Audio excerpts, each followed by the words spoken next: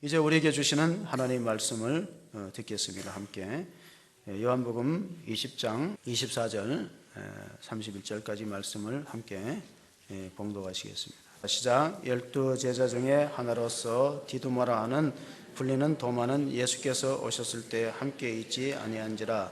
다른 제자들이 그에게 이르되 우리가 주를 보았노라 하니 도마가 이르되 내가 그의 못자국을 보며 내 손가락을 그 못자국에 넣으며 내 손을 그 옆구리에 넣어보지 않고는 믿지 아니하겠노라 하니라. 여드레를 지나서 제자들이 다시 집안에 있을 때 도마도 함께 있고 문들이 닫혔는데 예수께서 오사 가운데 서서 이르시되 너에게 평강이 있을지어다 하시고 도마에게 이르시되 내 손가락을 이리 내밀어 내 손을 보고 내 손을 내밀어 내 옆구리에 넣어보라. 그리하여 믿음 없는 자가 되지 말고 믿는 자가 되라. 도마가 대답하여 이르되 나의 주님이시요 나의 하나님이시니이다. 예수께서 이르시되 너는 나를 본거로 믿느냐? 보지 못하고 믿는 자들은 복되도다 하시니라. 예수께서 제자들 앞에서 이 책에 기록되지 아니한 다른 표적도 많이 행하셨으나 오직 이것을 기록함은 너희로 예수께서 하나님의 아들 그리스도이심을 믿게 하려 함이요 또 너희로 믿고 그 이름을 힘입어 생명을 얻게 하려 함이니라. 아멘. 할렐루야. 우리 주님께서 죄와 사망 권세를 깨뜨리고 생명과 부활로 승리하셨습니다. 기독교에는 두 개의 큰 절기가 있습니다. 하나는 여러분이 잘 아는 성탄절과 부활절입니다. 그러니까 우리는 서방 가톨릭의 영향을 받아가지고 성탄절을 크게 인식하고 지키는데 원래는 동방 종교에는 러시아, 그리스 종교에는 부활절이 더 큰 명절입니다. 왜냐하면 부활절이 없다면 예수님의 탄생의 의미도 약화되고 그리고 우리의 구원도 보장받을 수 없기 때문에 부활절이 없다면 모든 것이 빛을 잃어가기 때문에 우리는 부활절을 중요하게 여겨야 될 것입니다. 기독교를 지탱하는 두 개의 기둥은 바로 십자가와 부활입니다. 근데 부활이 없다면 십자가도 그 의미를 많이 잃어버리는 것이 예수님은 그냥 한 순교자의 죽음, 의인의 죽음으로 그칠 것입니다. 부활이 없었더라면 우리는 역사 이래로 많은 한과 상처가 있어서 그런지 신앙의 두 기둥 중에 십자가 신앙이 더 강하게 각인되어 있습니다. 익숙해져 있습니다. 부활의 신앙에 익숙해져 있지 않고 십자가 신앙에 익숙해져 있어요. 왜냐하면 우리는 한가 상처가 많아요. 특별히 안산시는 조금 전에 기도했던 것처럼 3년 전에 세월호 사건이 있었습니다. 그날은 2014년 그날은 4월 16일은 부활주일이 아니었고 무슨 요일이었어요? 수요일이었어요. 우리는 왜 기억하냐면 그날 어머니 기도하다가 그 긴박한 뉴스를 듣고 함께 기도했습니다. 우리 교회 홈페이지에 보면은 그 부활절 포스터에 팝업창에 성경 말씀이 하나 있는데 같이 한번 읽어보겠습니다. 로마서 6장 5절의 말씀입니다. 만일 우리가 그의 죽으심과 같은 모양으로 연합한 자가 되었으면 또한 그의 부활과 같은 모양으로 연합한 자도 되리라. 아멘. 십자가를 믿는 성도는 반드시 부활도 믿어야 될 줄로 압니다. 십자가와 연합되었으면 부활도 연합되는 것을 믿어야 돼요. 그런데 오늘 보니까 우리가 12제자 가운데 의심이 많았던 도마는 이 부활의 첫 목격자, 제자들이 목격했던 장소에 빠져 있습니다. 근대 철학의 아버지라고 불리는 데카르트는 유명한 명언을 남겼는데 나는 생각한다, 고로 나는 존재한다. 이 데카르트의 명제입니다. 그렇다면 예수님의 12제자 가운데 도마는 나는 의심한다, 고로 나는 존재한다 하는 사람일 수 있다는 것입니다. 오늘 본문이 시작되는 24절의 말씀 한번 같이 읽겠습니다. 12제자 중에 하나로서 디도모라 불리는 도마는 예수께서 오셨을 때 함께 있지 아니한지라. 여러분, 지금 꼭 함께 있어야 될 사람 중에 함께 있지 않는 사람들이 꼭 있어요. 불가피한 사정 때문에 그렇지만은 또 세상 일에 더 마음을 두고 함께하지 못하는 사람들이 있다는 거. 함께하지 못하는 사람들이 가끔가다 엉뚱한 소리를 해요. 교회 가면 꼭 이런 사람이 있어요. 다 같이 기도합시다 하면 꼭 눈 뜨는 사람이 있어요. 혼자 눈을 떠요. 그런 사람들은 어느 교회나 가면 다 있어요. 그리고 어느 교회나 가면은 눈을 떴을 때 또 같이 눈을 떠서 마주치는 사람이 있어요. 그리고 또 어느 교회나 가면 눈을 떴다가 마주치면 들킨 사람처럼 갑자기 또 눈을 감아버려요. 그런 사람도 꼭 있어요.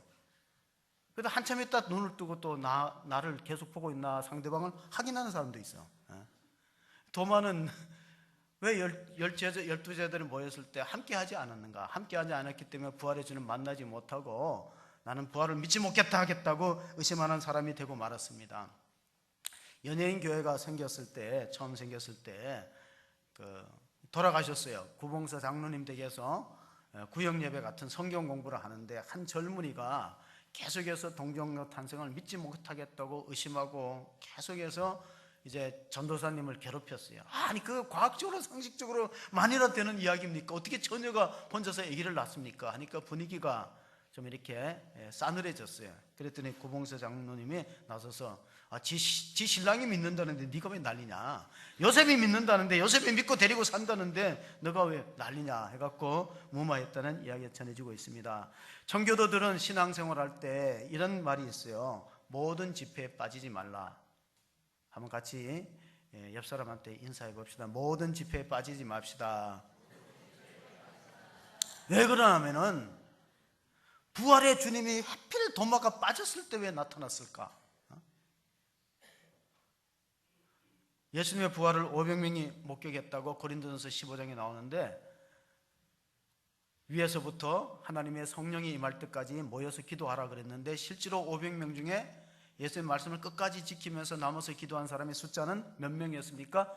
120명에 불과했어요. 380명은 하루 하다가 간두고 이틀 하다가 간다고 해서 나중에 다 떨어져서 성령의 은사를 부어줄 때 그 은혜를 경험치 못하는 사람이 되었습니다.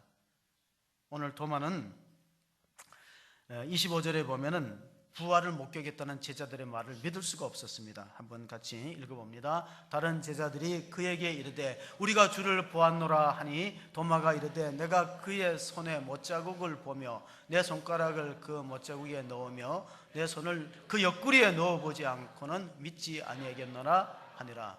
아무리 3년 동안 같이 제자로서 살았더라면은 이 베드로나 요한이 하는 말이 진실성이 있을 텐데 믿을만한데 왜 이렇게 의심이 많은지 모르겠어요.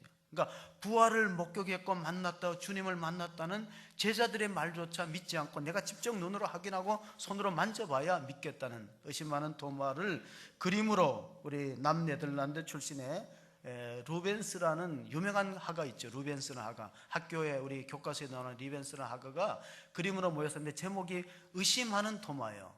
예수님이 손에 못자국을 보여줄 때 다른 두 제자는 못자국을 쳐다보는데 도마는 예수님 얼굴을 뚫어지게 보고 있어요. 뒤에 있는 도마는. 왜냐하면 이게 진짜 죽었던 예수님 만나고 의심하는 의혹의 눈초리로 쳐다보고 있습니다.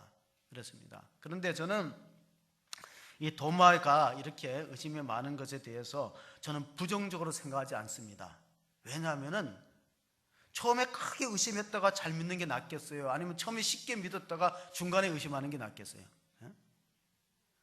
제가 결혼식 때 이런 말을 줄여서로 많이 합니다. 벤자민 플랭클린이 한 말인데 결혼 전에는 두 눈을 크게 뜨라, 결혼한 후에는 한 눈을 감으라. 근데 우리는 어떻게 합니까? 결혼 전에는 한 눈을 감고 그냥 빨리 급하게 서둘러서 결혼하고 난 다음에 두 눈을 크게 뜨고 보니까 상대방의 결점이 얼마나 많이 보여요. 그래서 위험한 거예요. 신앙생활도 마찬가지예요. 두 눈을 크게 뜨고 살피고. 그러니까 도마가 의심이 많다는 것은 그만큼 이 부활이 잘 믿어지지 않습니다. 여러분들도 부활이 잘 안 믿어지잖아요. 아니 죽으면 어떻게 죽었는데 다시 살아나서 영원히 사느냐? 그건 과학적으로 상식적으로 이치에 맞지 않기 때문에 의심하는 거예요. 그런데 크게 의심하는 사람이 크게 깨어집니다. 크게 의심하는 사람이 깨어지면 큰 믿음을 갖게 되는 거예요. 도마가 그런 유형에 속합니다. 불교에는 이걸 뭐라고 부르냐면 화두라고 불러요. 여러분 불교에서 돌을 닦는 사람이 참선을 하는데 화두를 하나 던집니다. 그럼 화두를 계속 의심해야 돼요. 밥 먹을 때도 의심하고 잠잘 때도 의심하고, 의심을 딱 하다 보면 어떤 때 하두가 팍 열리면서 깨달음이 온다는, 그걸 이제 불교 용어로 대오각성이라고 부릅니다. 대오각성, 큰 깨달음이 있다. 그러면 뭐라고 부르냐면 성불했다고 불러요. 그러나 우리는 깨달음의 종교가 아니고 어떤 종교예요? 믿음의 종교예요. 예수님이 부활했다는 사실을 믿어야 이게 참 성도가 되지. 만약에 그 부활을 확신하지 않은 채 사도신경을 하면은 그건 의미 없는 고백이지요. 죽은 자 가운데 다시 살아나셔서 예수님이 부활하셔서 하나님 우편에 계시다가 저리로서 산자와 죽은 자를 심판하러 오시리라. 우리가 늘 사도신경으로 신앙 고백하는데 그 믿음이 없이 고백한다면 무슨 의미가 있겠습니까? 의심하는 사람도 확신이 되면은 이제는 더 이상 뒤를 돌아다보지 않고 열심히 믿을 수 있습니다. 그런데 이게 의심이 없는 사람도 문제예요. 왜냐하면 상대방을, 배우자를 의심한다는 것은 그래도 사랑하기 때문에 의심하지, 아무 관심이 없으면 의심할 거예요, 안 할까요? 안 해요. 성경에 대해서 좀 의심하는 사람들은 나는 그래도 괜찮은 사람이라 생각해요. 그러니까 내 성경에 대해서 의심이라고 궁금하면은 저는 물어보셔도 절대 야단 안 칩니다. 저도 처음에는 성경에 대해서 많은 의심이 있었거든요. 제가 초등학교 시절에 제 친구가 성경책을 가지고 앞에 있는 십계명을 탁 막 나한테 자랑스럽게, 여기 보면은 하나님은 우리를 사랑하시는데 우리가 그 계명을 지키면 천대까지 은혜를 베푸고 나의 계명을 안 지키는 사람은 3, 4대까지 저주한다, 이런 말을 읽어줄 때 나는 좀 성격이 부정적인지, 아니 하나님이 어떻게 째째하게 질투를 하느냐 의심을 했어요. 천대까지, 그 친구는 천대까지 은혜 베푼다는 쪽에 관심이 있고 나는 왜 하나님이 째째하게 자신을 안 따르고 믿는다고 3, 4대까지 저주하느냐, 하나님이 이렇게 속이 좁으냐 의심을 하는 그런 성향이니까 저도 일종의 도마지요. 여러분, 도마의 이름이 디두모인데 디두모는 쌍둥이란 뜻이에요. 근데 도마의 형제는 성경에 안 나왔어요. 왜냐하면 우리가 도마일 수 있다는, 우리가 사랑에도 암이 있는데 사랑의 암이 뭐냐면 의심이에요. 의심. 사랑에도 항암제가 있는데 사랑의 항암제가 뭘까요? 믿음이지요. 최근에 이 부활절을 맞이해서 뉴스가 하나 나오는데 그게 뭐냐면 예수님이 같이 무덤에 들어갔던 3일밖에 있지 않았지만 그 성모교회를 200년 만에 대대적으로 수리했어요. 유물관리 전문팀들이 50명이 투입이 돼갖고 그 예수님의 성모교회를 다시 예쁘게 만들었는데 공사비만 한 45억 이렇게 들었습니다. 45억 공사비가 들어가지고 예수님이 십자가를 지고 걸어가신 길을 비아 돌로로사라고 부릅니다. 슬픔의 길이라는데 한 600m 되는 거리가 1초소, 2초소 해서 다 팻말이 붙여 있어요. 성지순례 해보신 분은 그 처소에 다 이 성경 기절이 있는 걸 아는데 마지막 장소 14초소에 성묘교회가 세워졌습니다. 이것은 기독교를 핍박했던 로마 황제 가운데 마지막으로 기독교를 공인해 주신 공인한 콘스탄틴 황제가 있어요. 그러니까 313년에 기독교 핍박이 그치고 기독교 신앙의 자유를 허용했던 왕이 콘스탄틴인데 그 어머니가 헬레나였었는데 신앙이 아주 좋았어요. 그가 머나먼 로마에서 머나먼 예루살렘까지 이 순례길을 떠나갖고 골고다 언덕에서 십자가를 발견했어요. 예수님이 달려 돌아가신 피 묻은 십자가를 발견하고 너무나 감격스러워서 거기에 입 맞추고 눈물을 흘리고 하나님을 찬양하면서 그 장소에다가 14초소에다가 교회를 세웠는데 그 교회가 바로 성묘교회입니다. 지금은 거기는 에디콜이라고 불러갖고 무덤 위에 작은 건물을 지어갖고 대리석과 유리로 만들어졌는데 참배객들이 누구나 다 볼 수 있도록 만들어졌어요. 에디콜에 수많은 사람들이 줄 서서 예수님의 무덤을 보려고 하는데 실제로는 예수님의 무덤에는 예수님이 안 계세요. 예수님 안 계세요. 왜냐하면 기독교가 빈 무덤의 종교예요. 다른 모든 종교들은 교주의 무덤이 다 있고 심지어는 불교는 화장을 해서 사리를 만들어 갖고 유명한 세계의 유명한 사찰에 다 나누어서 보관했어요. 진신사리를. 그런데 유독 기독교만 이 무덤이 없다. 빈 무덤의 종교다. 예수님이 부활하심으로써 5가지 변화가 왔습니다. 첫째로는 유대인들의 회당에서 예배를 드렸는데 교회가 생겼어요. 사도들이 부활을 증거하면서 회당이 교회를 바뀌었어요. 기독교가 있으면서 유대교가 있었는데 기독교의 모태는 유대교죠. 근데 만약에 예수님 부활이 없었더라면 유대교는 아직까지 있을 수 있지만 기독교는 없는 거예요. 또 구약 성경은 유대인들이 갖고 다니는데 구약 성경은 존재했지만 신약이 없습니다. 왜? 부활을 기억하면서 부활의 역사적인 사건을 기록하기 위해서 신약 성경이 쓰여졌어요. 그러니까 부활이 없었더라면 구약만 남아있겠죠. 또 하나는 할례는 있어도 세례는 없습니다. 한 5가지 변화가 있어요. 자, 기독교가 생겼다. 또 하나 중요한 변화는 안식일이 주일로 바뀝니다. 왜냐하면 예수님 부활한 날이 주일이니까. 만약 예수님 부활이 역사적 사건이 아니라면 안식일만 있고 주일은 없죠. 이게 5가지 변화가 왔는데 가장 결정적인 변화가 뭐냐? 바로 제자들의 삶의 변화였습니다. 우리가 잘 아는 것처럼 예수님 십자가에 못 박힐 때 제자들이 다 흩어지고 도망갔습니다. 베드로는 예수님 3번 부인했는데 이제 사도행전에 보니까 그가 부활의 주님 만나고 성령 충만해서 첫 번째 설교를 하는데 사도행전 2장에 그 설교의 핵심은 2가지입니다. 하나는 십자가와 하나는 부활입니다. 사도행전 2장 23절 24절을 보시면 그가 하나님께서 정하신 뜻과 미리 아신 대로 내준 바 되었거늘 너희가 법 없는 자들의 손을 빌려 못 박아 죽었으나 하나님께서 그를 사망의 고통에서 풀어 살리셨으니 이는 그가 사망에 매어 있을 수 없었습니다. 자, 사도 베드로의 첫 번째 설교의 중요한 메시지의 주제는 십자가 부활이었어요. 너희가 십자가에 못 박은 예수를 하나님 다시 살리셨다. 그러므로 이제 예수님을 구주로 믿는 사람은 제사함을 받고 구원을 얻을 것이다. 그것이 바로 설교의 중요한 핵심인데 여기 보니까 사망의 고통이라고 나왔어요. 사망은 우리에게 고통스럽고 공포스러운 겁니다. 사망에 매여 있지 않은 사람은 아무도 없어요. 아무리 돈이 많은 사람도, 아무리 권력이 있는 사람도, 아무리 아름다운 미모를 자랑하는 사람도 죽음 앞에서는 다 무력합니다. 죽음의 세력을 이길 사람이 없고 죽음의 사망을 빠져나갈 사람이 아무도 없습니다. 혹시 법망은 빠져나가는 사람이 있어요. 법망을 빠져나가는 사람을 법꾸라지라고 그런 이름을 부르는데, 근데 사망을 빠져나갈 사람이 있을까요? 아무도 이 세상에 사망을 헤쳐나갈 사람이 아무도 없습니다. 그래서 영국의 청교도 신학의 황태자라고 부르는 존 오웬은 이런 말을 했습니다. 예수 그리스도는 죽음으로 사망을 죽이셨다. 이게 무슨 말이냐? 예수 그리스도는 죽음으로 사망을 패하셨다. 성경에도 나오는 말씀이긴 한데 이렇습니다. 우리 속담에 보면 이런 속담이 있어요. 호랑이를 잡으려면 어떻게 해야 돼요? 호랑이 굴러가야 돼요. 사망을 없애려면 사망을 맛보셔야 돼요. 예수님은 사망을 맛보셔도 되지 않는, 유일하게 죽음을 경험하지 않아도 되는 분이지만 우리를 대신하여 죽음을 맛보셨다. 히브리서 12장 9절에 기록된 말씀 한번 같이 봅니다. 히브리서 12장 9절입니다. 또 우리 제 육신의 아버지가 우리를 징계하여도 공경하였거늘 하물며 모든 영의 아버지께 더 걱정하여 살려 하지 않겠느냐. 자, 히브리서 2장에 보면은 이런 말씀이 있습니다. 제가 읽어보겠습니다. 2장 9절에 보면 하나님의 언어로 말미암아 모든 사람을 위해 죽음을 친히 맛보려고 한다. 예수님은 죽음의 쓴 잔을 미리 맛보신 것은 우리 모든 인생들이 혈과 육에 속하였으며 사망의 지배를 받기 때문에 고린도전서 15장 26절에 보면 맨 마지막에 멸망받을 원수는 사망이라고 있어요.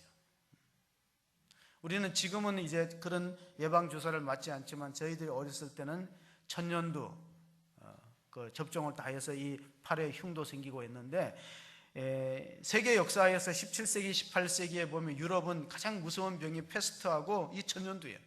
전체 사망자 가운데 10%가 천년두로 말미암아서 목숨을 잃었고 또 의학의 기록에 보면은 바로왕 람세스 5세도 이 천년두로 인해서 일찍 사망했다는 기록이 전해지고 있습니다. 그만큼 무서운 공포스러운 병이 천년두였어요. 혹시 살아난다고 해도 얼굴에 흉이 생기는 무서운 병인데 이것을 예방접종을 발견한 사람이 에드워드 제너라는 사람이에요.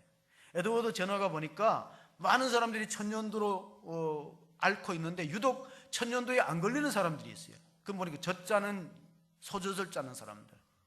소젖을 짜는 사람들은 천년두에 감염이 안 돼요. 가만히 보니까 소가 이렇게 고름이 생기고 이러면 그걸 만지는 사람들은 거기 어떤 면역 세포가 있어서 그것 때문에 천년두 병을 이겨나가는 것을 알고 한 여자의 그 우두에 나오는 그 고름을 뽑아내 가지고 이것을 주사해야 되는데 이게 주사할 사람이 마땅치 않아요. 그래서 어떤 문헌에 보면 자기 아들한테 주사했다는 문헌도 있고 어떤 경우에는 농부의 아들을 8살 난 아들을 그 어머니를 설득해 갖고 이 접종을 했어요. 천연두의 예방 접종. 그리고 우두를 접종하고 나니까 약간의 열이 있지만 경미하게 넘어가니까 이 아이는 다시는 천연두에 안 걸려요. 예방이 된 거예요.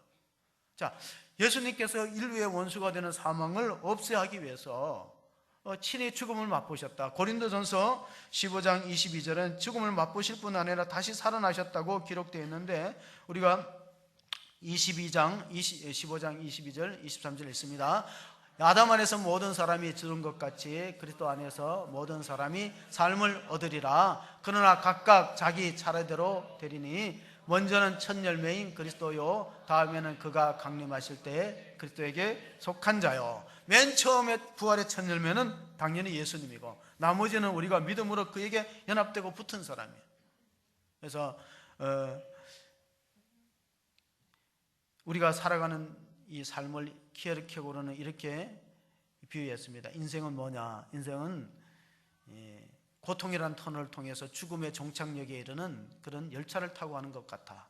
고통이라는 터널을 지나서 죽음에, 이 죽음에 속한 그 열차를 생명의 열차로 바꾸신 분이 주님이신데, 우리 인생이라는 것은 그 키에르케고르의 말에 의하면요, 모두가 시한부 삶을 살고 사형수와 같다고 정의했습니다. 다만 누가 먼저 불려가느냐의 차이가 있어요. 그래서 태어날 때는 순서가 있지만 죽을 때는 순서가 없죠. 사형수들은 감옥에 있을 때 되게 명찰 색깔로 구분이 됩니다. 감옥에 안 가보셨으니까 잘 모르는데, 사형수의 명찰 색깔은 무슨 색깔일까요? 네, 잘 아시네. 어떻게 잘 아세요? 감옥. 사형수는 구분하기 위해서 명찰 색깔 바탕이 빨개요. 그러면 요즘에 우리 잘 집행 안 하지만은 과거에는 어느 날 갑자기 불러내서 사형이 이루어지니까, 우리도 모두가 알고 보면은 이 시한부 인생을 살아가고 사형수와 같은 삶을 사는데, 의외로 이 예수님의 부활에 대해 관심이 없고 신경 안 씁니다. 가만히 보면은 오늘 가장 많이 나와야 될 부활절이거든요. 근데 옆에 안 계시는 분들이 혹시 있는데, 그거는 뭐 선택의 자유라고 하는데, 여러분 이건 생각해야 돼요. 결혼할 때 많이 살펴봐야 되잖아요. 교회가 일꾼을 세울 때, 직분자를 세울 때 잘 보셔야 돼요. 잘 보고 두 눈을 크게 뜨고 관찰하고 나중에 뽑고 나면 한 눈을 감아주고, 이런 구조가 되지. 성급하게 해서 그냥 일꾼을 세우는 것이 오히려 더 위험한 경우를 보는데, 칼 바르트라는 분은 유명한 신학자인데 이런 말을 했어요. 성경은 예수님의 부활에 대해서 많이 설명하지 않는다. 역사적인 사건이기 때문에 그냥 담담하게 사실대로 기록할 뿐이다. 그러니까 믿고 안 믿고는 우리의 선택이에요. 믿고 안 믿고는. 만약에 부활이 없었더라면 우리의 믿음도 헛되고 여전히 우리가 죄 가운데 있을 것이다. 바로 그렇게 바울이 고린도전서 15장에 있어서 기록을 했습니다. 만약에 예수님 부활이 없었더라면 우리의 죄 용서도 불확실하고 우리의 구원도 불투명하고, 그럼 우리가 무엇 때문에 날마다 고난을 당하고 이렇게 소중한 시간을 내어서 예배를 드릴까? 한번 진지하게 생각을 해보셔야 돼요.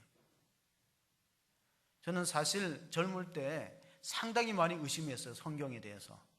도마처럼. 그러니까 의심한 것이 끼어지면은, 의심을 크게 한 사람이 끼어지면 큰 믿음이 들어옵니다. 근데 의심을 적게 하고 그냥 쉽게 믿는 사람은 믿다가 자꾸 해유가 생기고 갈등이 생겨요. 직분도 그래요. 맡기 전에 많이 의심하고 직분을 맡은 사람은 직분을 딱 맡으면은요, 뒤를 돌아보지 않고 충성스럽게 일해요. 근데 쉽게 직분을 맡은 사람은 직분자가 되고 나면서 항존 직분자가 되면서부터 그때부터 갈등이 생기는 거예요. 그렇게 하면 안 좋은 거예요. 우리나라의 YMCA를 창설했던 월남 이상재 선생은 늦게 예수를 감옥에서 믿었어요. 그런데 그분에게는 영원한 청년이라는 별명이 붙어 있습니다. 한 번에 일본 기자가 물어봤어요. 월남 이상재 선생이 한국의 독립운동을 힘쓰는 분이니까 선생님 얼마쯤 사실 것 같아요? 간디는 한 100세 산다 그러는데 선생님은 얼마쯤 살면 될까요? 그러니까 이상재 선생이 얼마쯤 살다가 죽기는 뭐 때문에 죽어? 영원히 살아야지. 그런 말이었어요. 왜냐하면 성경 말씀을 믿고 영생의 약속을 받았기 때문에 우리가 이 땅에서는 잠시 살지만은 하늘나라까지 이어지는 영생이 있다, 그런 뜻으로 해석을 해볼 수 있습니다. 왜? 나는 날마다 영생의 약을 먹는데 그게 바로 신약과 구약이다. 그럼 우리가 성경을 열심히 읽을 수 있기를 바랍니다. 부활의 주님은 다른 데서 안 만나요. 우리가 보면 환상 속에서, 어떤 사람은 부활의 주님을 꿈속에서 환상 속에 만났다지만 그런 경우는 희박하고 그거는 깊은 믿음을 줄 수 없어요. 성경 말씀을 읽다가 보면 그 말씀이 우리 가운데 부활의 주님으로 다가올 줄로 믿습니다. 어떤 아이가 IQ가 하도 낮아갖고 엄마가 심부름을 시키면 제대로 못 해와요. 한 번은 약국에서 고약을 사오라 그랬더니 뛰어가다가 고약하고 뛰어가다가 돌부리에 걸려 넘어지고 까먹어버렸어요. 그 다시 엄마한테 돌아와서, 엄마 무슨 약 사오라고 했지? 이 녀석아, 이 바보 같은 멍충이, 고약이라 그랬잖아. 그래 가다가 또 성급하게 가도 떨어졌어. 이제 엄마한테 못 가니까 약국에 갖고 약 주세요 그러니까, 무슨 약을? 그냥 약 주세요 그러니까, 이런 바보 같은, 그냥 약을 어떻게 주나, 이 어른을 놀리나, 이 고약한 놈 이러니까 고약 주세요. 그러니까 우리가 성경을 읽고 신약과 구약을 읽으면 부활의 주님이 믿어지는데, 우리가 너무 이제 성경 말씀과 분리된 생활을 하고 있습니다. 26절을 보면은요, 이런 말씀이 있습니다. 같이 읽어봅니다. 여드레를 지나서 제자들이 다시 집 안에 있을 때 도마도 함께 있고 문들이 닫혔는데 예수께서 오사 가운데 서서 이르시되 너희에게 평강이 있을지어다 하시고, 저 같으면은 평강이 있을지어다 하지 않았을 것 같아요. 이 의심 많은 인간들아, 이렇게 도마한테 나타나서 왜 너 그렇게 믿음이 없느냐 하고 책망해야 되는데 평안의 선물을 주었어요. 살롬의 축복을 하면서. 여기서 중요한 거는 예수님이 문이 닫혔는데 어떻게 들어오실까? 문을 열지 않고 들어오시는 이유는 뭐냐면, 부활한 몸은 우리가 입은 몸하고 다르다는 거예요. 몸은 몸인데 뭔가 시간과 공간의 제약을 받지 않는. 그래서 고린도전서 15장을 읽어보면은 우리가 무언가 식물을 심을 때 씨를 심으면은 장래 형체를 안 심어도 각기 다른 형체가 나타나요. 식물에 따라 다른 형체가 나타나는데, 이와 같이 부활도 해의 영광이 다르고 달의 영광이 다르고 별과 별의 영광이 다르듯이 육의 몸으로 심고 신령한 몸으로 살고, 약한 것으로 심고 강한 것으로 살고, 썩을 것으로 심고 썩지 않을 것으로 다시 사는 줄 믿습니다. 그게 고린도 15장의 부활장에 바울이 약속한 거예요. 그래서 오셔서 평안의 선물을 주시고 하신 말씀입니다. 27절 말씀을 또 읽어보겠습니다. 도마에게 이르시되 내 손가락을 이리 내밀어 내 손을 보고 내 손을 내밀어 내 옆구리에 넣어보라. 그리하여 믿음 없는 자가 되지 말고 믿는 자가 되라. 아멘. 예수님 얼마나 친절하세요.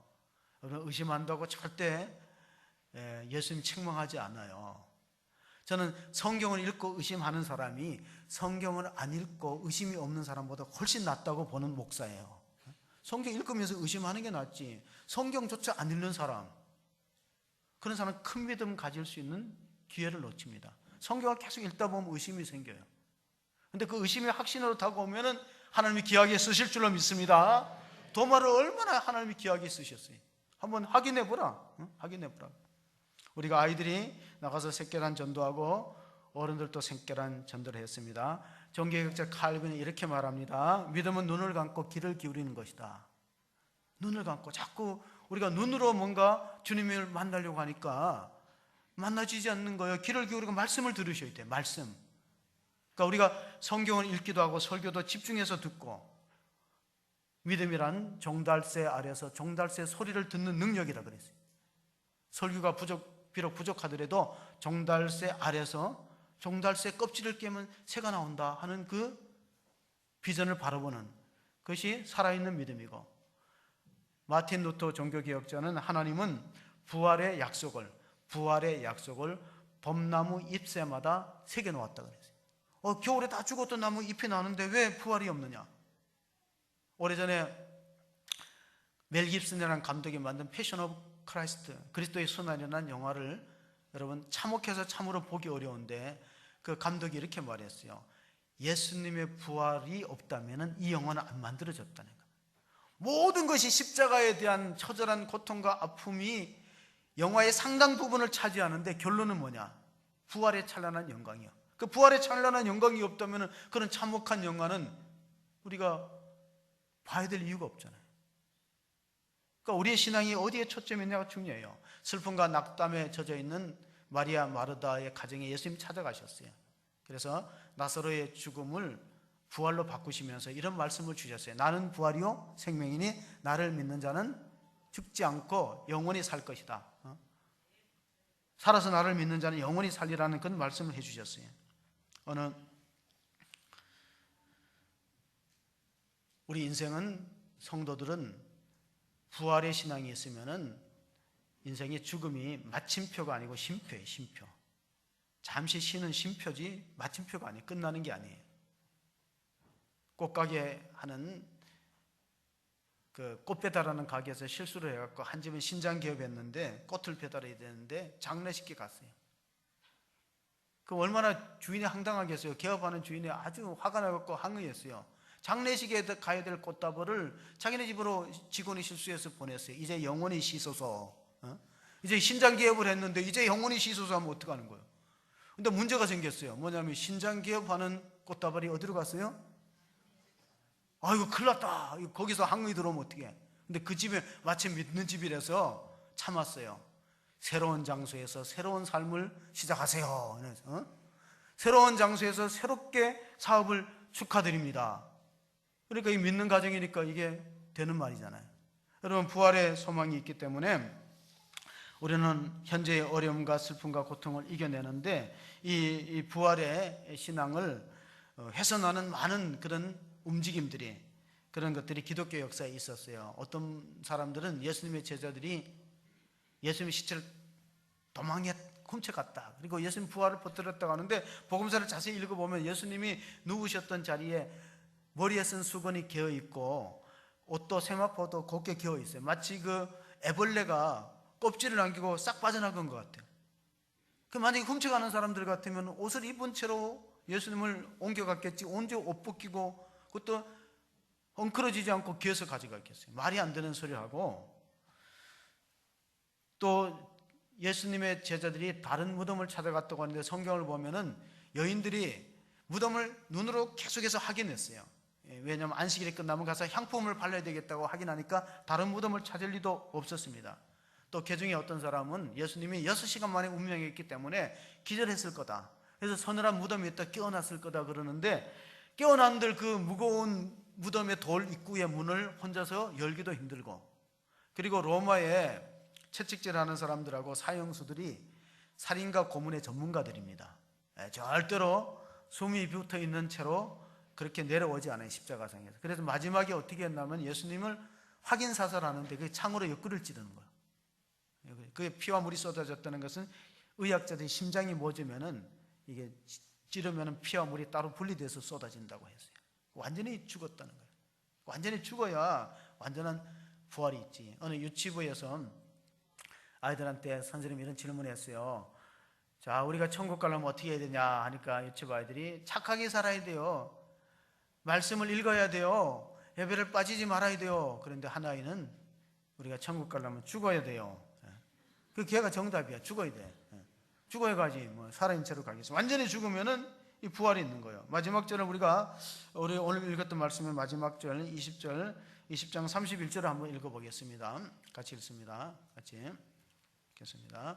오직 이것을 기록하면 너희로 예수께서 하나님의 아들 그리스도이심을 믿게 하려 하며 또 너희로 믿고 그 이름을 힘입어 생명을 얻게 하려 함이라. 성경을 기록한 목적이 딱 두 가지예요. 예수가 하나님이라는 거, 하나님의 아들이 믿는 거요. 예수를 하나님으로 믿어야 그래야 영생을 얻고 그 이름을 힘입어 구원받게 되는 건데, 이게 못마땅한 사람들이 있어요. 미국이 남북전쟁에 치열하게 노예 해방을 위해서 남북전쟁이 노예 해방 문제로 싸웠잖아요. 그때 한 스타 장군하고 육군대령 연대장이 아주 친해갖고 기차를 타고 하면서 서로 얘기를 나눴어요. 정치 얘기를 하다가 뭐 전쟁 이야기라 나중에 신앙 얘기를 했어요. 자기는 사람들이 예수님을 하나님의 아들로 믿고 메시아라고 믿는 게 너무 못마땅하다는 거예요. 그 미신이지 어떻게 죽은 사람이 다시 살아나고 신이 되느냐. 그랬더니 그 육군대령 연대장이 그 친구인 스타한테 이렇게 말했어요. 자네는 글재주가 있으니까 그러면 글을 써가지고 예수님의 부활이 허구고 이 기독교가 미신에 지나지 않는다는 것을 하면은 정말 선풍적인 인기가 있을 거다. 그래. 그럼 내가 한번 글을 쓰리라 막 작정을 하고 이번에 프랑스 대사도 갔댔어요. 그래서 프랑스에 가면은 고고학적 자료가 많습니다. 그래서 예수님의 부활의 허구성을 증명하기 위해서 그 모든 자료를 수집하고 나중에는 성경을 읽었어요. 성경을 읽고 또 읽으니까 성경을 읽다 은혜를 받았어요. 예수님이 정말 부활하신 것이 믿어지고 느껴지면서 도마와 같은 고백을 하는데, 도마가 오늘 20장 28절에 이런 고백이었어요. 예수님 부활을 확인하면서 예수님 앞에 무릎을 꿇고 요한복음 20장 28절에 이런 고백 한번 같이 외쳐보겠습니다. 도마가 대답하여 이르되 나의 주님이시며 나의 하나님이십니다. 근데 이 사람도, 뉴 웰리스라는 사람도 무릎을 탁 꿇고 나의 주님이며 나의 하나님이십니다 하고, 예수님을 반박하려는 글이 예수님을 구세주로 묘사하는 글로 바뀌어서 쓴 책이 베너 예수의 이야기예요.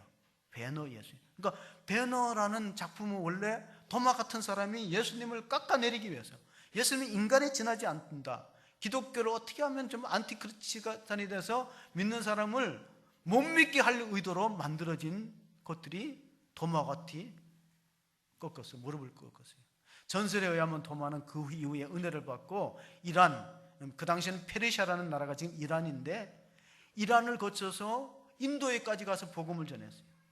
어떤 학자들은 이란에서 화살에 맞아서 순교했다는 기록도 있지만은 대부분의 경우에는 인도에 그 성도마 순교 기념 그 예배가 있고, 기념 예배당이 있고, 그 묘비가 있는데 묘비에 이렇게 적혀 있어요. 나는 당신을 예배합니다. 나는 나의 주님이시며 나의 하나님이신 부활하신 주님을 예배합니다. 나는 당신을 예배합니다 하는 묘비명이 적혀 있고, 그가 창에 의해서, 예수님의 창의 옆구리에 받으시듯이 창에서 찔려서 최후를 마쳤다, 그런 말씀이 우리가 생각해 볼 때 정말 우리는 이 시대에 어떻게 주님을 만날 것이냐 한번 같이 한번 생각해 보시고, 예수님의 제자들은 다 변화를 받았어요. 예수님을 모른다고 부인하고 도망다니고 숨어있던 자들이 다시 모여가지고 뜨겁게 부활의 주님을 전하고, 또 교회가 부활로 인하여서 부활을 증거하는 공동체로서 순교의 자리에 이르렀다는 사실을 기억하면서 초대교회 성도들은 이런 신앙생활을 했어요. 우리는 부활절조차도 지키기 어려운 믿음이에요. 다른 날은 몰라도 적어도 부활주일은 지켜야 되는데, 부활절 지키기도 어려운 믿음인데 초대교회들은 이렇게 지켰어요. 매 주일을 리틀 이스터데이다. 매 주일을 리틀 이스터데이라고 부르는 이유가 뭐냐? 매 주일은 작은 부활절이다. 예수님이 부활한 날이 금요일날 못 박히고 주일날 부활했기 때문에 매 주일을 작은 부활절로 지키면서 부활의 주님을 찬양하고 장차 우리도 부활에 연합될 것이라는 소망을 가지고 그들이 어떤 핍박과 어려움도 이겨내는 부활을 증언하는 공동체로 쓰임을 받았습니다. 오늘 우리들에게도 하나님이 은혜 주셔서 부활신앙의 확신을 가지고 어떤 어려움과 환난과 핍박과 절망 속에서 좌절하지 말고 부활의 소망으로 딛고 일어서서 교회가 부활의 증인이 되는 공동체로 쓰임받는 축복이 있기를 주의 이름으로 축원합니다. 아멘. 하나님 아버지, 2017년도 부활주일날 사랑하는 성도들이 함께 부활의 주님을 높이 찬양드렸습니다. 주님, 주께서는 사망 권세를 이기시고 3일 만에 부활하셔서 우리들에게 영원한 소망을 주시고 우리들에게 영생과 부활의 확증을 주셨습니다. 그럼에도 불구하고 우리는 계속 딴 곳에 관심을 가지고 성경을 읽지 않고 믿지 않고 전하지 않는 우를 범하고 있습니다. 이제는 결단하기를 원합니다. 우리가 어떤지 말씀을 붙들고 말씀 속에서 주님의 만나고 주의 음성 듣고 부활의 주님을 인격적으로 체험하고 나가서 부활의 증인되는 공동체가 되게 하여 주시옵소서. 그리하여서 우리 매 주일이 작은 부활절이 되어서 주님을 사랑하며 주님을 끝까지 따르는 신실한 제자들로 교회 안에서 날마다 구원받는 자가 더하는 역사가 있도록 축복하여 주시옵소서. 우리 구주 예수 그리스도 이름으로 기도하옵나이다. 아멘.